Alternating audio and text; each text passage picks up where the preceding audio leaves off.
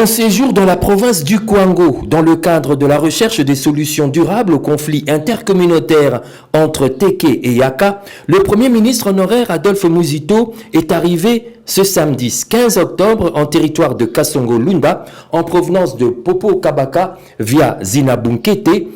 au terme d'un laborieux voyage de 120 km et près de 8 heures de route, traversant villages et rivières, bravant l'absence de route praticable sur la RN16. Dès son entrée au quartier Kasanga, anciennement Wenze Yakala ou encore Vieux Marché, dans ce territoire considéré comme le plus grand du pays, la caravane motorisée de l'initiateur de Nouvel Élan a été accueillie par de nombreux militants et sympathisants de son parti venus lui témoigner leur gratitude pour cette visite. Par la suite, le cortège et la foule qui l'accompagnaient se sont déployés sur la grande avenue pour se diriger au quartier Kasanga à Kasongo-Lunda Centre pour suivre le message de l'hôte de marque. Dans son adresse à la population du haut de la tribune, Adolphe Muzito a révélé les 3 raisons de sa tournée. Primo, un message de paix et d'unité, tel qu'il avait fait à l'égard des populations Teke et Yaka à Kwamut dans la province du Maïndombe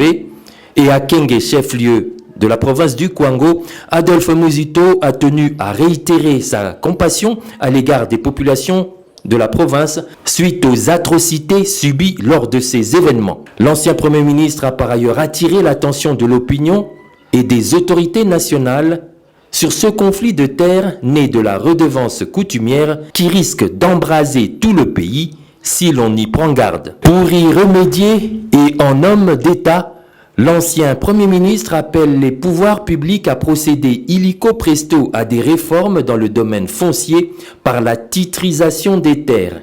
Il s'agit, d'après celui dont les partisans surnomme visionnaire du Congo, de transformer les chefs de terre traditionnels en véritables propriétaires terriens, pouvant, souligne-t-il, booster le développement des provinces au travers des communautés locales. Secundo, dans le cadre de l'élaboration de l'offre politique de Nouvel Élan en vue des échéances électorales de 2023, Adolphe Muzito dit être venu procéder à des consultations avec les différentes couches de la population du Kwango afin de connaître leurs problèmes et desiderata pour sortir la province de l'enclavement qui freine son décollage. À cet effet, le Premier ministre honoraire n'a pas caché sa consternation suite au maintien de la route nationale numéro 16 dans un état lamentable et déplorable, alors que les fonds avaient été alloués pour sa construction.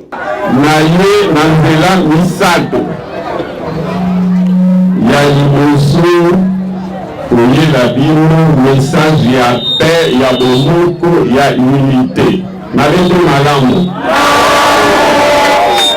Outre les consultations avec les différentes couches de la population, le programme du séjour de Adolphe Muzito prévoit une conférence débat pour un échange avec les forces vives de cette contrée. Homme d'État qui se veut également homme de terrain, l'initiateur de Nouvel Élan annonce son retour à Kinshasa par le Congo central, soit de l'autre rive de la rivière Kwango, à partir de Popo Kabaka, sur l'axe Kimvula, Madimba et Kisantu. Histoire, affirme-t-il, de marquer les liens ancestraux entre les deux peuples, Yaka et Bantandu, qui du reste ne jurent que par la construction d'une route entre Popo Kabaka dans le Kwango et Kisantu dans le Congo central pour donner une nouvelle impulsion à leur développement.